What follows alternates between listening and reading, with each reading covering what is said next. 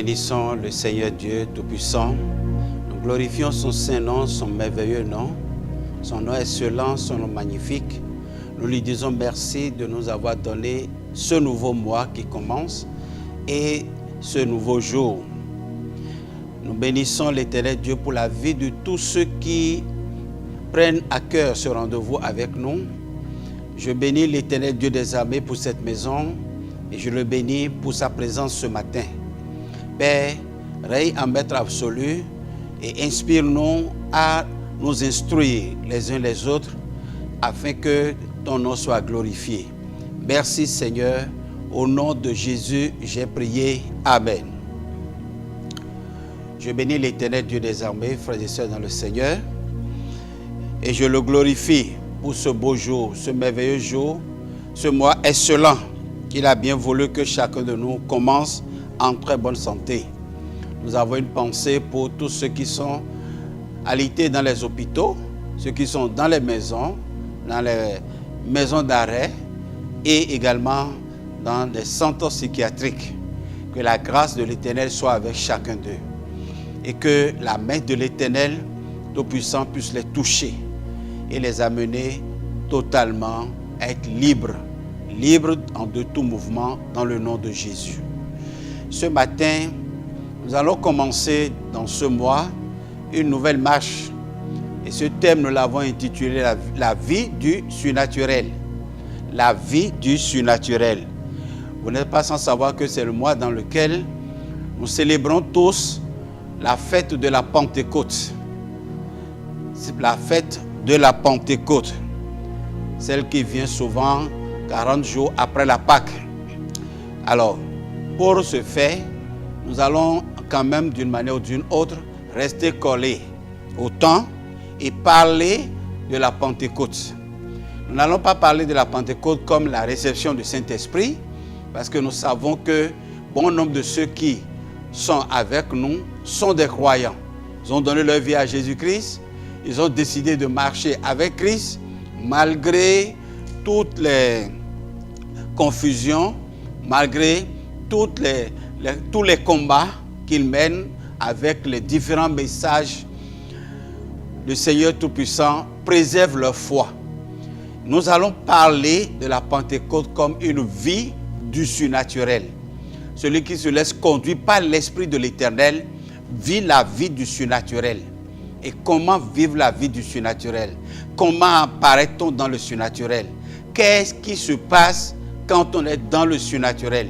Nous allons essayer, par la grâce de Dieu, de toucher ces différents points durant cette émission de ce mois. Que l'Éternel soit avec chacun de nous. Nous allons commencer avec le livre d'Exode chapitre 25, du verset 31 au verset 34. Le verset 31 dit ceci. « Tu feras un chandelier en or pur. Ce chandelier sera fait d'or battu. Son pied, sa tige, ses coupes, ses pommes et ses fleurs seront d'une seule pièce. Il y aura 6 branches qui sortiront de ses côtés, 3 branches du chandelier de l'un des côtés et 3 de l'autre. Il y aura sur une branche 3 coupes en forme d'amande avec pommes et fleurs. Et sur une autre branche, 3 coupes en forme d'amande avec pommes et fleurs. Il en ira de même pour les 6 branches sortant du chandelier. Sur la tige du chandelier seront fixées 4 coupes en forme d'amande avec leurs pommes et leurs fleurs. Que l'Éternel bénisse sa parole. Frères et sœurs dans le Seigneur, pourquoi avons-nous choisi ce passage pour pouvoir lancer le débat de ce mois? C'est juste pour nous faire dire à chacun que la marche dans le surnaturel commence par la marche du lieu saint. À partir du lieu saint, on commence par vivre des réalités profondes de la vie spirituelle. Les réalités profondes, les réalités connectées à l'Esprit de l'Éternel. Et beaucoup de personnes quand même ont à cœur l'image du tabernacle. Et quand on rentre dans le tabernacle, surtout dans le lieu saint, au lieu très saint, on constate que dans le lieu saint, il n'y a que pour lumière le chandelier. Le chandelier est la seule lumière dans le lieu saint. Et dans ce lieu saint, qui est séparé du lieu très saint et du parvis par des rideaux très épais, il fait excessivement noir. Il fait excessivement noir. Et la seule lumière qui éclaire le lieu saint, c'est le chandelier. Alors c'est pour dire quoi? C'est pour dire que la seule lumière qui permet de voir dans l'obscurité profonde du lieu saint, c'est le chandelier. À part le chandelier, il n'y a plus l'autre lumière. On est dans l'obscurité profonde. Et le monde dans lequel nous sommes, c'est un monde rempli d'obscurité. C'est un monde qui est dans le tohu-bohu. C'est un monde qui n'est pas éclairé. Donc, la lumière qui nous éclaire dans ce monde dans lequel nous sommes, c'est la lumière du chandelier qui est la lumière de l'Esprit. La lumière de l'Esprit Saint est la lumière qui guide le sacrificateur depuis le lieu saint jusqu'au lieu très saint. Quand on rentre dans le lieu très saint, il n'y a pas le chandelier. On voit le Shekinah de Dieu. La gloire de Dieu descend pour éclairer le lieu très saint. Il faut apprendre à marcher à la lumière du chandelier dans le lieu saint avant d'aller dans le lieu très saint pour être éclairé par le Shekinah. Frères et sœurs, Dieu est un grand pédagogue. Et dans sa stratégie, dans sa pédagogie, de gloire en gloire, d'exploit en exploit, d'étape en étape, il nous initie. Il nous conduit. Il nous permet de vite comprendre l'étape suivante et de s'adapter à l'étape suivante. C'est de ça qu'il est question.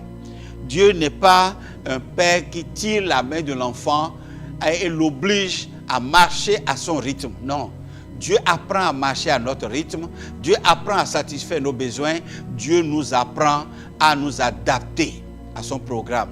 Et ceci de manière pédagogique. De l'un après l'autre. L'un après l'autre. Frères et sœurs dans le Seigneur, je veux te faire comprendre ceci, qui est très important pour chacun de nous. C'est que la lumière du chandelier, c'est une lumière qui est produite par de l'huile. Parce que dans le chandelier, il y a l'huile. L'huile du chandelier, c'est cette huile-là qui éclaire. C'est l'huile-là qui alimente la mèche dans les 6 coupes et puis la coupe principale qui est la 7e coupe et permet au firmament, aux tiges de pouvoir véritablement éclairer. Les 2 oliviers dans les 2 côtés sont des arbres qui produisent l'huile afin que la lampe là puisse brûler. Et si cette lampe ne brûle pas, c'est que vous êtes dans le noir. Et celui qui ne se laisse pas conduire par l'esprit, selon Romains 8, verset 14, celui qui ne se laisse pas conduire par l'esprit n'est pas fils de Dieu. Tout homme naturel dispose des 5 sens. Et ces 5 sens lui permettent de se conduire, de se diriger dans le monde naturel. Mais dans le monde surnaturel, il a besoin nécessairement d'un autre sens. Il a besoin nécessairement que les 5 sens qui dirigent dans le monde physique se taisent ou bien soient éteints, afin maintenant que d'autres sens s'éclorent, d'autres sens soient activés, afin qu'ils soient conduits dans le monde qui n'est pas physique, le monde antiphysique. C'est ça qu'on appelle le monde surnaturel. Le monde qui n'est pas naturel, c'est un monde surnaturel pour lui permettre de se conduire. Et je ne veux pas prendre l'exemple sur quand même les autres obédiences, mais je tiens nécessairement à rester collé à la parole de Dieu pour pouvoir nous conduire dans ce monde-là. Beaucoup sont des religieux, vont à l'église, ils louent le Seigneur, ils prient, ils donnent offrande et autres, et ils reviennent à la maison. C'est comme si aller à l'église, c'est un devoir. C'est comme si c'est un devoir. Et quand on fait ce devoir-là, on est acquitté, on est libre. Non. normalement, cela nous amène à accéder à un autre monde. Cela nous amène à des expériences spirituelles. Cela nous amène à explorer d'autres terrains. C'est de ça il est question. Quand nous voyons d'autres adeptes faire des exploits dans tel ou tel domaine, nous sommes épatés et nous nous demandons mais pourquoi moi, ma foi ne me permet pas ça. La foi te permet, mais toi-même, tu ne t'es jamais donné à ça. Tu n'as jamais cherché à aller dans ce sens-là. Mais la grâce de Dieu, elle est toute suffisante et elle va nous conduire dans ce mois à faire des expériences spirituelles. Frères et sœurs dans le Seigneur, je prie pour qu'il en soit ainsi dans le nom de Jésus-Christ. Dans la conception du lieu saint, nous avions dit que c'est un lieu tout fermé dans lequel il n'y a aucune fenêtre, aucune ouverture qui laisse échapper une lumière. Le chandelier contient l'huile et puis brûle pour éclairer le lieu saint. La lumière du chandelier est le symbole du Saint-Esprit et ses conseils pour votre vie et de celle de ceux qui se confient à vous. Donc, chacun de nous, nous sommes censés entretenir la lumière du chandelier afin qu'elle nous permette d'être vraiment éveillés sur les choses spirituelles. En tant que pasteur, nous sommes appelés à nous conduire nous-mêmes et conduire aussi les brebis. Conduire ceux qui viennent à nous pour exposer leurs difficultés, pour exposer leur situation, afin de recevoir conseil. Chacun de nous est appelé à marcher sous la lumière du chandelier. Le chandelier est capital, le chandelier est important. Le chandelier, c'est l'éveil de l'esprit. Le chandelier, c'est la lumière de l'esprit. Le chandelier nous permet de marcher dans l'obscurité et de rester collés à la volonté du Seigneur. Je prie pour que cela soit ainsi pour chacun de nous. Nous allons baisser la tête et prier par rapport à cela, afin que Dieu Tout-Puissant nous permette de nous adapter à cela. Prions au nom de Jésus-Christ. Éternel Dieu, nous bénissons ton nom de tout notre cœur. Nous te célébrons, nous te magnifions et nous te disons merci de nous donner la grâce ce matin de prendre connaissance de cet esprit-là, de cet aspect capital de l'évangile. Et nous voulons que, Seigneur, cela soit une vie pour nous. Nous adapter à la lumière de l'esprit. Nous laisser conduire par la lumière de l'esprit. Ne pas discuter, ne pas raisonner devant la lumière de l'esprit. Ô Père Tout-Puissant, Papa, nous comptons sur toi pour cela. Nous savons que tu le peux. Nous savons que tu sais comment le faire. Éternel Dieu, beaucoup aujourd'hui cherchent à entendre ta voix. Beaucoup cherchent à faire ta volonté. Beaucoup cherchent à se laisser conduire par l'esprit. Mais cela leur semble difficile. Ils n'y arrivent pas.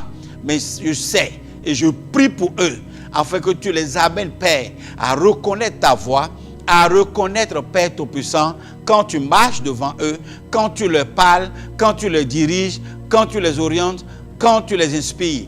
Papa, Père, je prie pour que tu fasses cela dans la vie des uns et des autres au nom de Jésus-Christ. Combien sont-ils, Papa, à répondre par oui si on leur demande, êtes-vous baptisés du Saint-Esprit? Cette année encore, d'autres qui étaient baptisés vont vouloir se faire baptiser encore. Mais on ne se baptise qu'une seule fois dans la vie. Seigneur, je prie pour que tu les convaincs. Je prie pour que tu commences de nouvelles expériences avec eux au nom puissant de Jésus-Christ. Honneur à toi, magnificence à toi. Gloire à toi, Seigneur Jésus-Christ, parce que tu as commencé par le faire. Et ce que ta main commence, ta main l'achève. Qu'il en soit ainsi. Au nom puissant de Jésus, j'ai prié. Amen.